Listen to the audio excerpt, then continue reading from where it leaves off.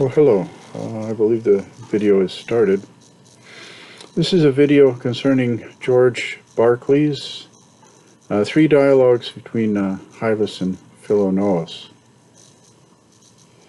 As an assignment, in philosophy we don't say Berkeley for the person George Berkeley, we say Berkeley. In order to understand the reading, we need to go back to the differentiation that John Locke makes between primary and secondary qualities. And this was an important distinction for the early scientists. And something similar, essentially similar, was held by Newton, was held by Galileo, was held by Descartes. And the idea was that there were certain properties that scientists were interested in.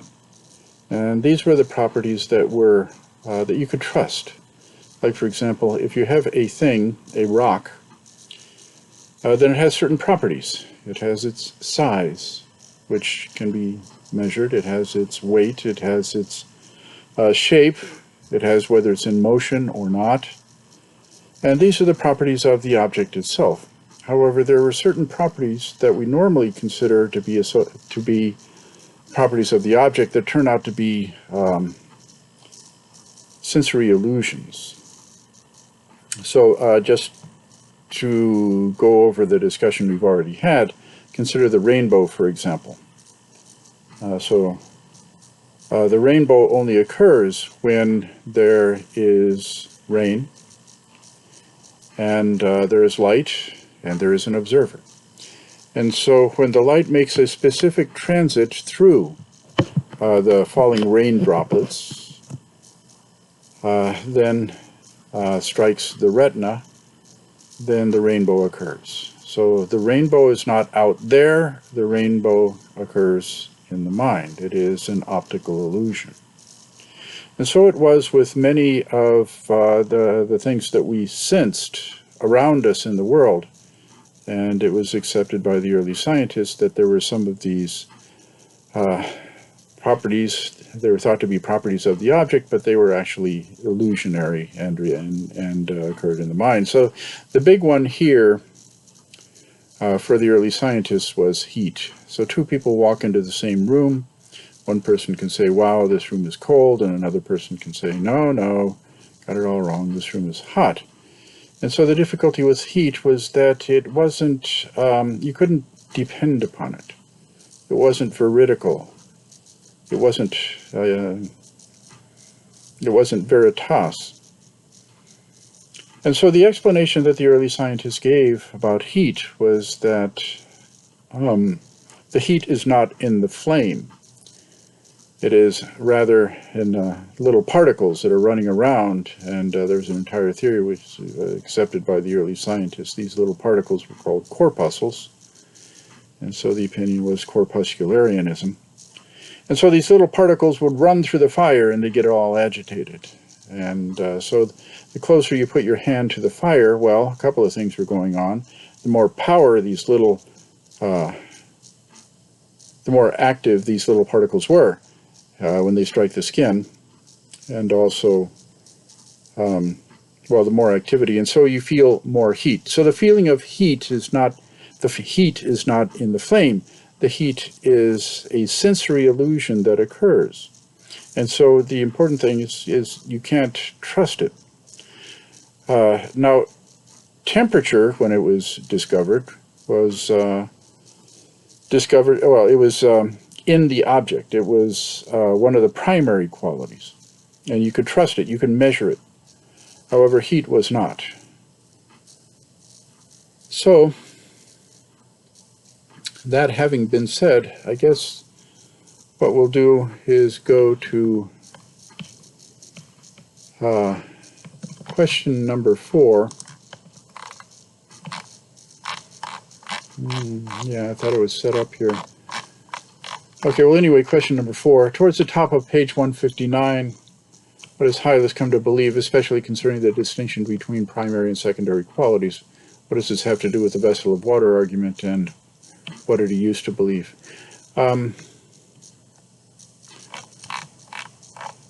well, let's go through what he has to say about that.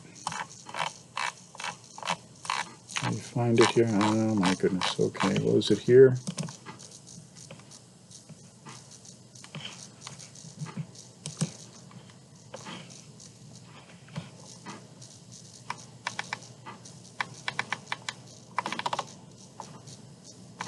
Well, here it is. Okay, so Hylas is saying, oh, and let me explain the difference between the characters.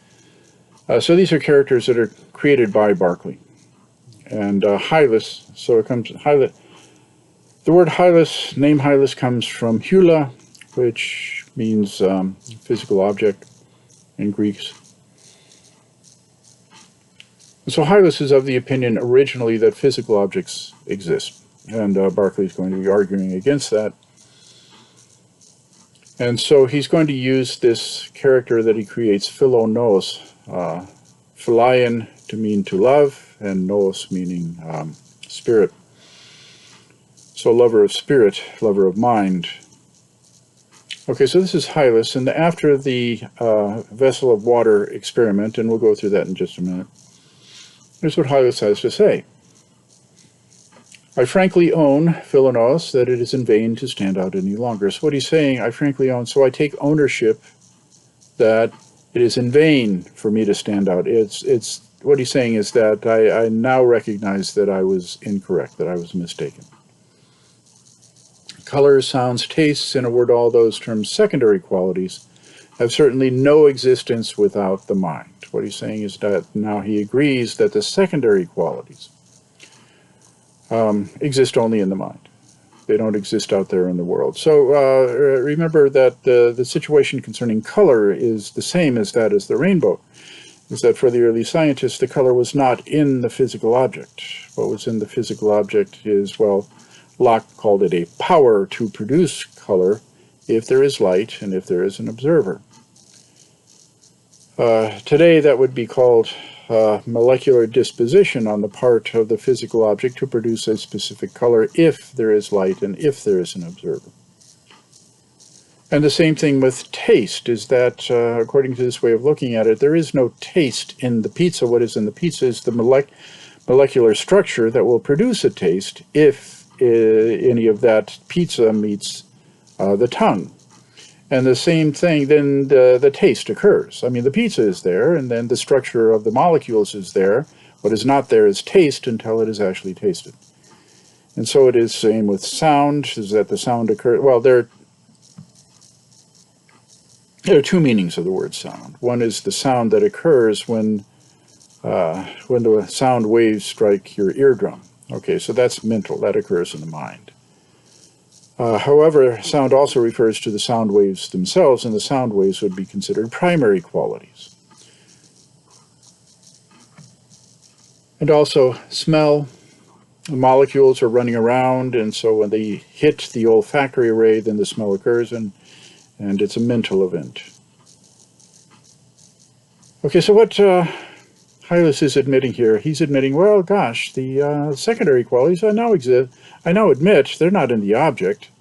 They are mental things that reside in the mind, which was the theory all along, except that now he is accepting it, and we'll see why in just a minute. But by this acknowledgement, that is to say that the secondary qualities reside only in the mind, I must not be supposed to derogate the reality of matter or external objects. Okay, so he's saying, okay, so now I admit that the secondary qualities reside only in the mind, but hey, take it easy. I still think that physical objects exist out there. Matter, external objects, seeing it is no more than several philosophers maintain, who nevertheless are the furthest imaginable from denying matter. And so he's talking about John Locke.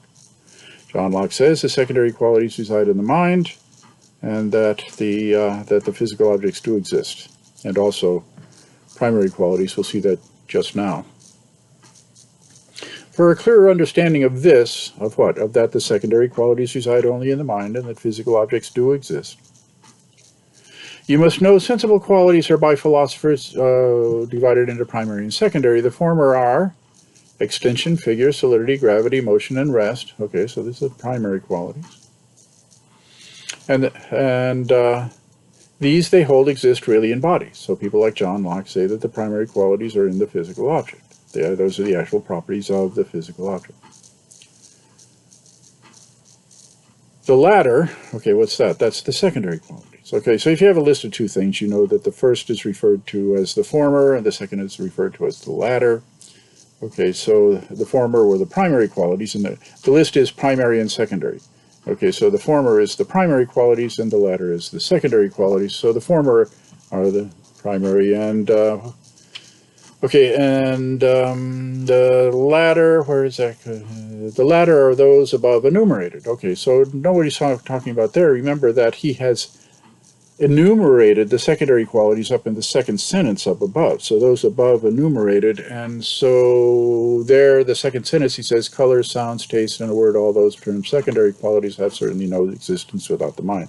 That's the second sentence, which is up there. So you look up there and he says, oh, okay, I've already talked about the secondary qualities there.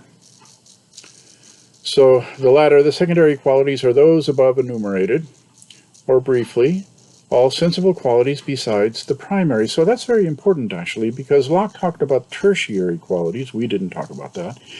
But so Berkeley is denying the existence of tertiary qualities, whether or anything else. He's saying that the only kinds of qualities that we can perceive are the primary and the secondary. And so those are the only ones that we have to take into consideration, and this will end up being important later. So all of the sensible qualities besides the primary, which they assert, so John Locke and his buddies assert, are only the so many sensations or ideas existing nowhere in the mind. So that's what John Locke says, that the secondary qualities are just mental, illusory phenomena. Okay, so what he said in that paragraph, and this has to do with question number 4, is I now admit that I was wrong to think that the secondary qualities reside in the object. I now admit that the secondary qualities reside in the mind, the primary qualities reside in the object, and the physical object exists. So he does this because of the vessel of water argument. So let's go back to that.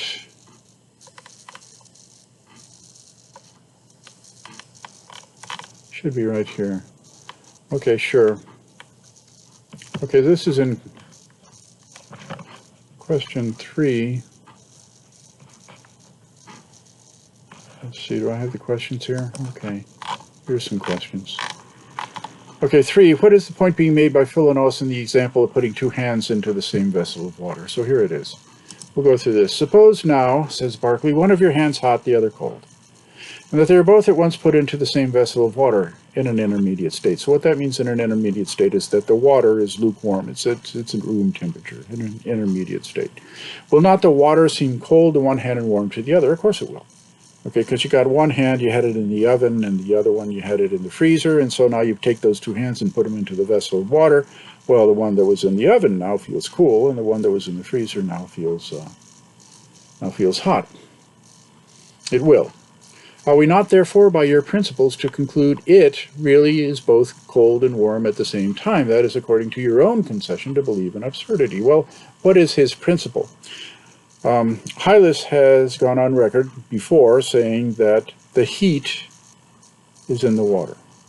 Well, that's what's going to get him in trouble here. Because if the heat is in the water, guess what? So is the cold in the water.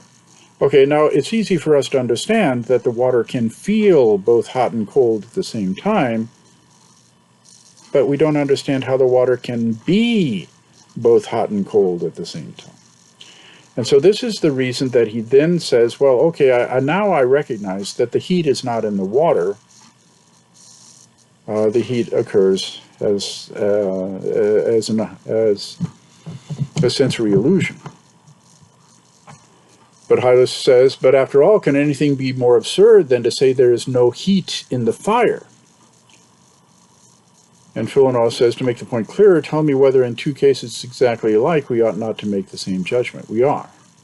And he goes on to that. So in any case, it's because of this example of putting the two hands into the bucket of water, and the water cannot be both hot and cold at the same time, that he changes his mind. He says, well, okay, heat is an example of a secondary quality, and the secondary qualities reside only in the mind. But remember, he still says at that point for question number 4 that That the secondary qualities reside in the mind, I recognize that now, but the primary qualities reside in the object, and the physical object exists. Okay, so question number 4, towards the top of page 159, what does Hylas come to believe, especially concerning the distinction between primary and secondary qualities? What does this have to do with the vessel of water argument? What did he used to believe? So Hylas used to believe that the heat resided in the water. The secondary qualities were actual properties, they resided in the object. Now, however, he admits that because the water cannot be both hot and cold at the same time, that the perception of heat and cold reside only in the mind. That is, at this point, you know, they're produced by the little particles running around. The particles are there, but they produce the heat, which is a sensory perception. So now, however, he admits that because the water cannot be both hot and cold at the same time, that the perception of the heat and cold reside only in the mind. That is, at this point, Hylas claims that the secondary qualities reside only in the mind. Nevertheless, at this point, he still maintains that physical objects exist outside of the mind, and primary qualities reside in the physical object. Let's go on to number 5, which is the mite's foot. So let me see if I can find the writing.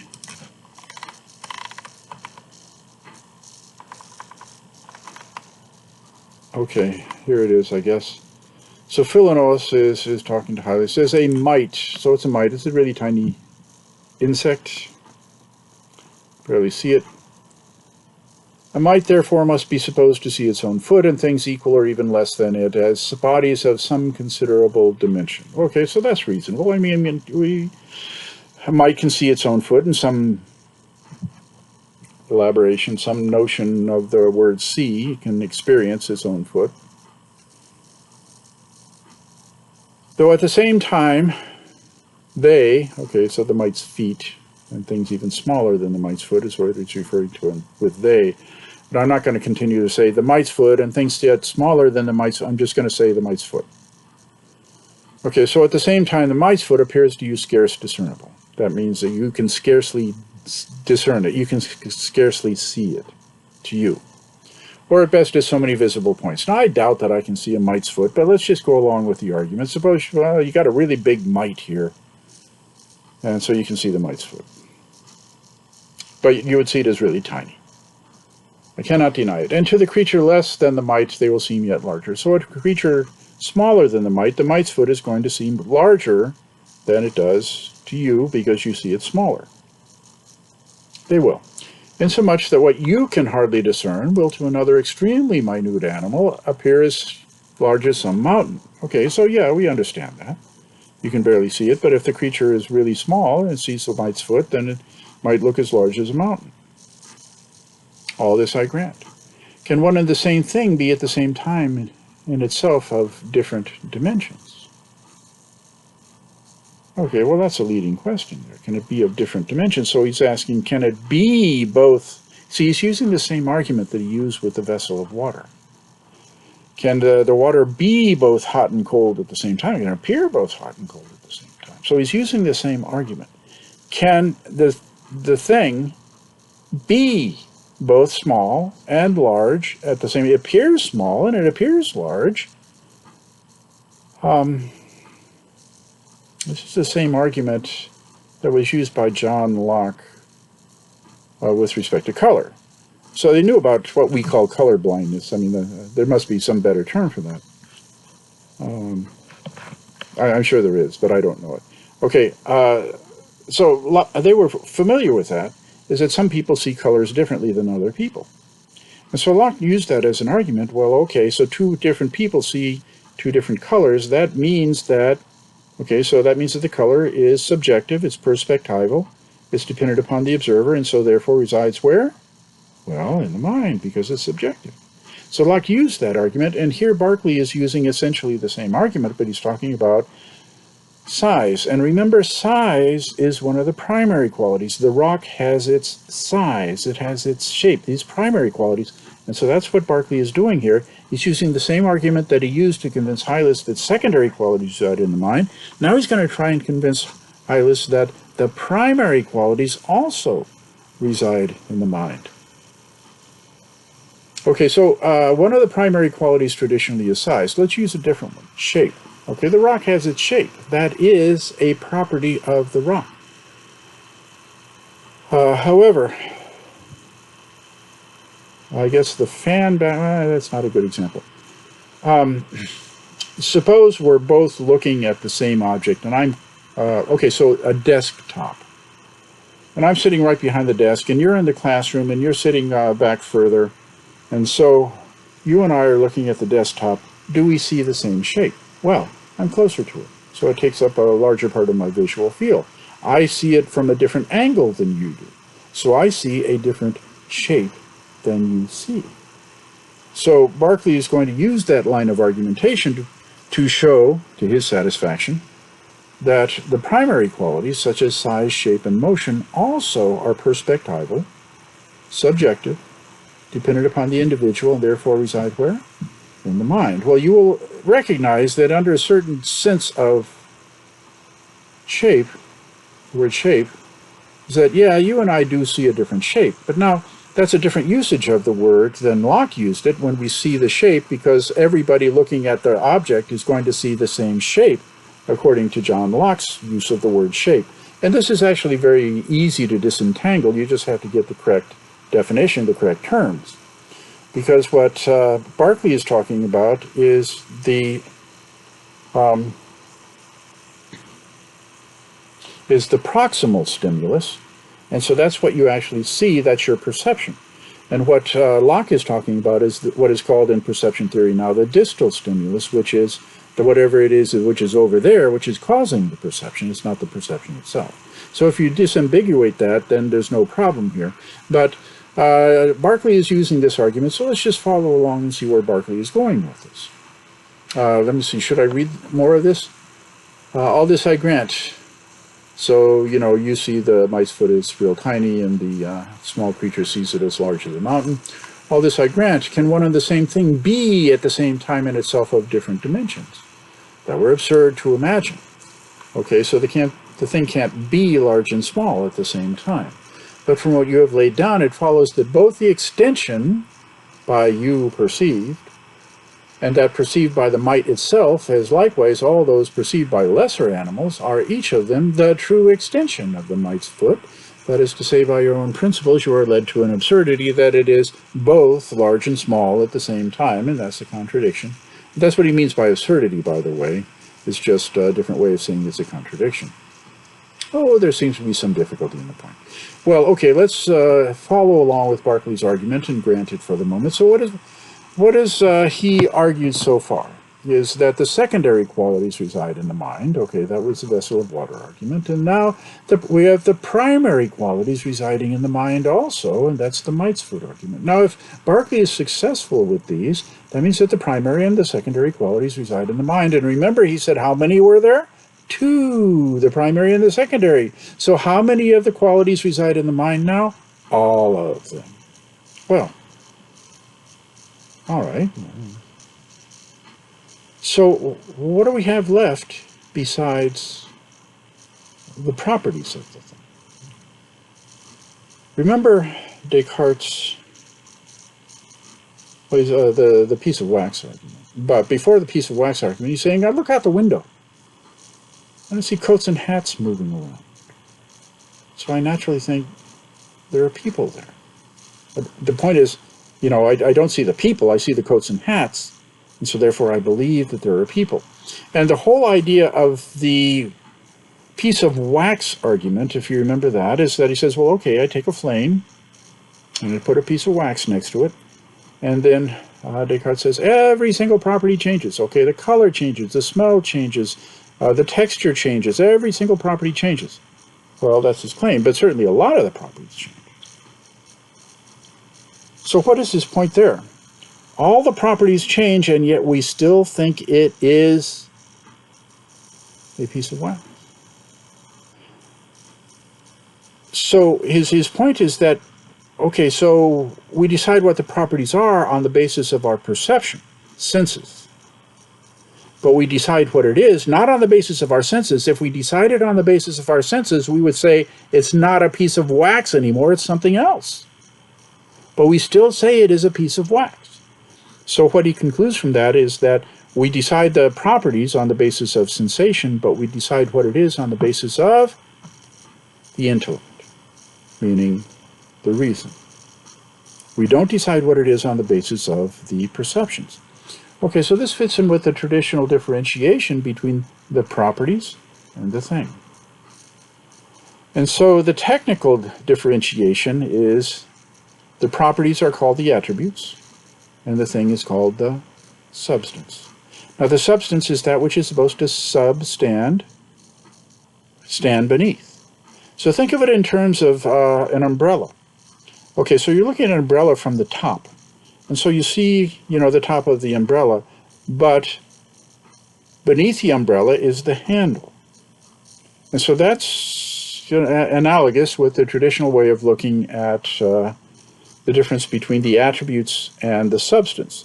So the attributes, those are the properties, and the substance is that which stands beneath, substands, and supports the properties.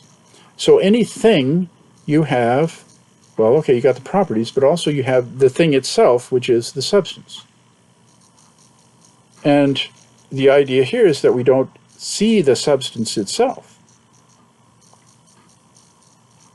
We decide what the substance is on the basis of the intellect. That's what Descartes tells us. Okay, well, by the way, that is analogous to, you remember Aristotle's theory of correspondence. So Aristotle says that a sentence is true just when the sentence correctly describes the way the world is. Okay, but it's more complicated than that, remember. Aristotle says a sentence is true just when the subject of the sentence correctly corresponds with the substance in the world. And also the predicate of the sentence correctly corresponds with an attribute of that substance. And so traditionally you have a different, and linguistically, we talk about things with their properties.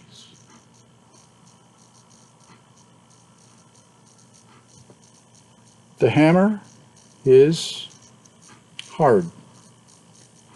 Substance, attribute.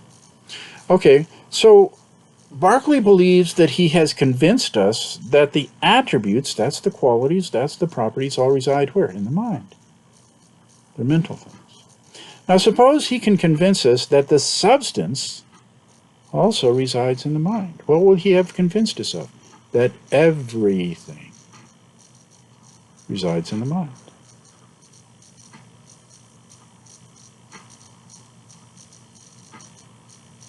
So what does he have to say about substance? Let me see if I can find that.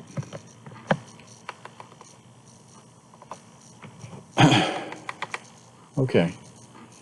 So Hylas is saying, I acknowledge, Philonous, that upon a fair observation of what passes in my mind, I can discover nothing else than that I am a thinking being, affected with a variety of sensations. Neither is it possible to conceive how a sensation should exist in an unperceiving substance. Okay, but here's the important part. But then, on the other hand, when I look on sensible things, like, rocks and sticks and trees and stuff, when I look on sensible things, in a different view, considering them as so many modes and qualities. Modes and qualities, that means properties, that means qualities. Okay, so I perceive the qualities. I find it necessary to suppose a material substratum. Okay, and I ask you, what does he mean by material substratum? What he means is material substance. That is to say, the thing, as opposed to the quality of the thing. So you have the subject of the sentence, and then you have the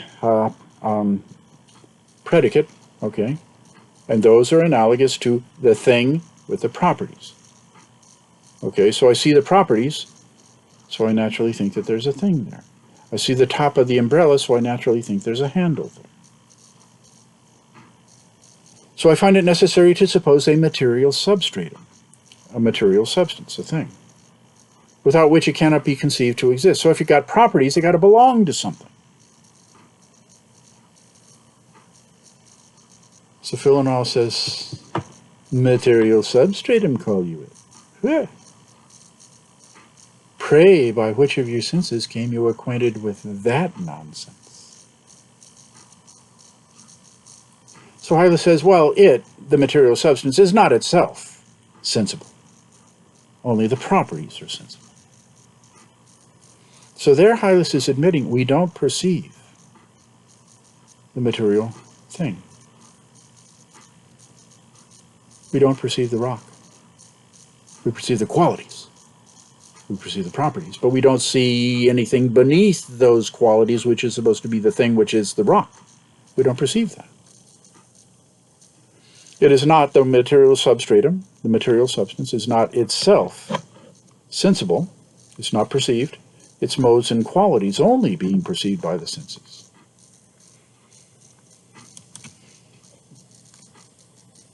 So it seems then, says Philonous, you only have a relative notion of it, or that you can conceive it not otherwise than by conceiving its relation that it bears to sensible qualities. Right. So here's Berkeley's point. We don't see this material substance thing. We perceive the qualities. That's all we perceive. And we infer with the intellect that there's a thing there, but we don't perceive it. Well,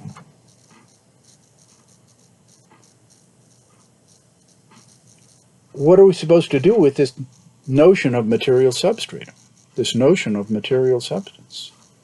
We don't perceive it. We have no evidence of its existence. So dismiss it. We have no reason to say that it exists outside of wishful thinking. The intellect makes it up. So we have no reason to believe in it. Well, then what are we left with?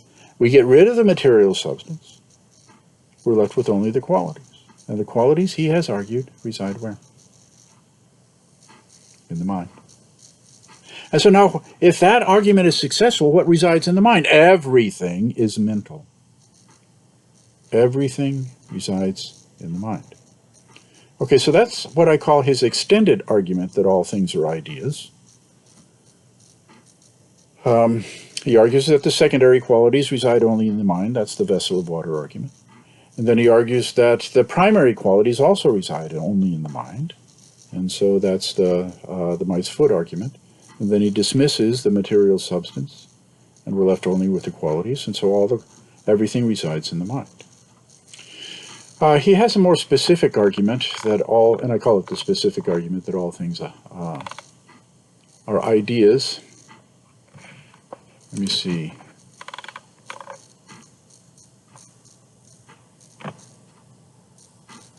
Okay, so this is question number 9. What is Philonous' argument that only ideas exist?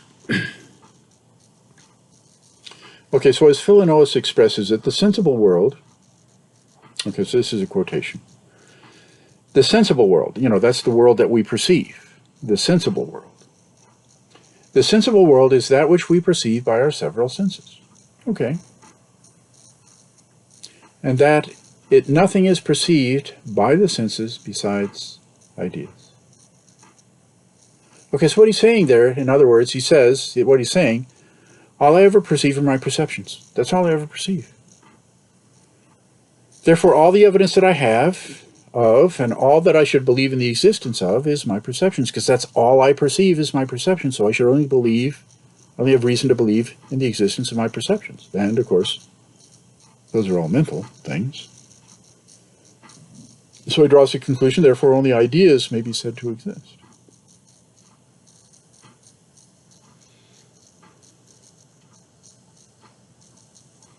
Well, let's go through some of the other questions. Let's see. Yeah, number 10, and that was the one I used as the question that I would grade. So, what reason, in terms of his own experience, does Philonous give that ideas or things exist independently of my mind? So he says, I am not their author. Okay, he states he does not produce and is not able to change his perceptions. So think of pain, for example. Wouldn't it be nice if you could just change that perception? But you can't. You just have to put up with it. You just have to receive it. You can't alter it. Thus his perceptions have an independence from him. So here's what he actually has Philonous say. It is evident that the things I perceive are my own ideas, and that no idea can exist unless it be in a mind, nor is it less plain that these ideas or things by me perceived, my perceptions, either themselves or their archetypes, exist independently of my mind. Since I know myself not to be their author, okay, I don't make these things up. And also, it being out of my power to determine at pleasure in particular what particular ideas I shall be affected with upon opening my eyes or ears. So I do not have active willful control over these things. It's the same thing that Descartes said when he said, I have passive perceptions. So we can't just take control of our perceptions. They have a certain independence from us. So that's the point that Berkeley is making here. So if they have an independence from us, and yet everything is mental, he believes that he has proven that, then, and they're independent, then they have to reside in a mind, which is not me. Okay, so number 8, what is Berkeley's proof of the existence of God? Berkeley believes he has proven that all things are mental things. He believes he's proven that, and therefore must reside in a mind. As things continue to exist even when not being perceived by us, that means there's somebody else. And whatever is, okay, so, you know, the old question about the tree and the quad, does it continue to exist when nobody's around, when nobody's watching it? Well, for Berkeley, you might be surprised that, yeah, it does. It continues to exist. How does it exist? It exists as a perception when we are not perceiving it. And how do we know? Because of its continuity. It continues to exist. So if it continues to exist when nobody's perceiving it, that means somebody's perceiving it because it has to exist in a mind.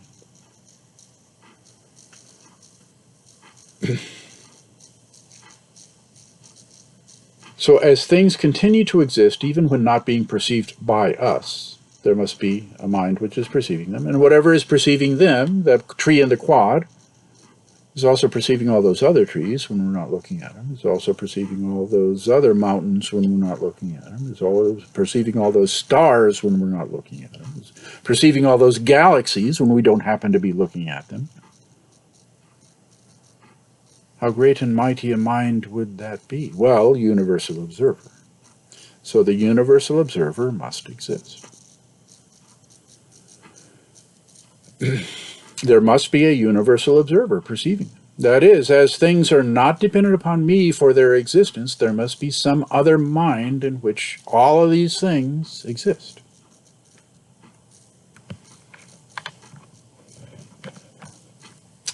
Number 7 is kind of quirky. Let's go through it. Answer me, Hylas, can a thing be spread without extension? What is Philonous' point and Hylas' response? Well, okay, so let's go back to the idea that there are substances and there are qualities. Substances and attributes. There are things and properties. And remember the analogy that we were using, that just as you perceive the properties and so you believe that there is a thing there, you don't see the thing. And we were using that as analogous to you see the top of the umbrella, so you think that there's a handle there, but you don't see the handle. So one of the properties of a thing is its extension. And so let's see what he has to say. So the generally accepted opinion is that substance is something which stands beneath and supports the properties or the qualities. So Berkeley is arguing that a physical object, a material substance, has, by definition, extension as a property. So it has, you know, how far it's extended in the material world. But, argues Berkeley, anything that has qualities must have a substance to support those qualities. That's the traditional opinion. He's not arguing that that's true. This is one of his arguments against the very notion of substance altogether. So if there is such a thing as a substance which is standing beneath these qualities, well, one of the qualities is extension, so you got something standing beneath the quality of extension. And so the property of extension must have, but argues Berkeley that anything that has the qualities must have a substance to support those qualities, traditional opinion. And so the property of extension must have that property,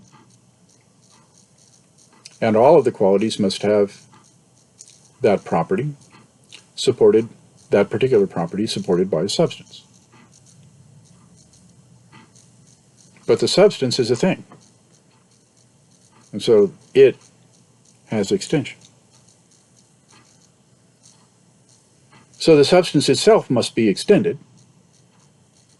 So there's a property. So there has to be a substance beneath that property supporting it. And whatever that thing is going to be extended because it's a thing. And so it's going to have a substance supporting it, and so you get the idea. It'll go on infinitely, and so that's supposed to be absurd.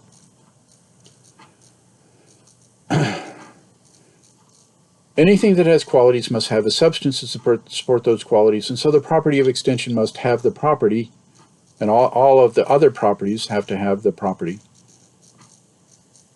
have to have a substance. And the substance has to be extended, so it has to have a substance which is extended, and supported by a substance which is extended.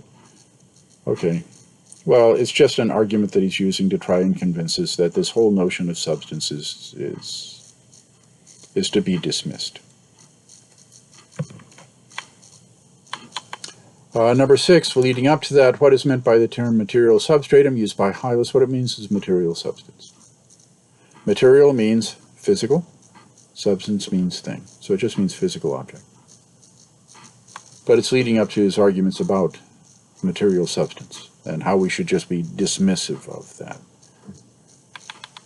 We don't need it, and it doesn't make sense. Okay, the mite's foot, then what he comes to believe, and then number 3, the vessel of water.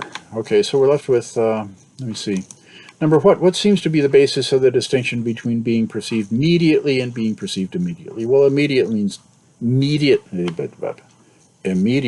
means directly. So being perceived immediately means perceiving directly. Being perceived mediately means perceiving by means of an additional medium or intervening factor, perceiving the effects without perceiving the immediate cause. The example used is we perceive immediately the letters, but perceive by means of the letters immediately the meanings of the words. So we don't see with our perception the meanings of the words. We perceive the letters, and then the mind goes to work, the intellect goes to work, and produces the meaning. Number 2, what is the definition of sensible things accepted by both Hylas and Philonous, and what is their reason for accepting it? So sensible things are those only which are immediately perceived by senses. That's 5 senses. Immediately perceived. Often we do not perceive the causes of things, but must infer the causes not by using sensations, but by using reason, as was pointed out by Descartes. Thus we must differentiate between those situations in which we perceive the thing, we actually perceive it immediately, and the cases in which we may think that we're perceiving something immediately, but actually we're just using the intellect to infer something about it, and those in which we infer the thing indirectly by reason. Well, those are the questions, and I'll post them, the answers. Berkeley, okay, so you remember metaphysics, the branch of philosophy that asks the question, what is real? And so we had 3 traditional answers to the question, what is real? One was mind-body dualism. Another one was materialism. There are people who say that only physical objects may be said to exist.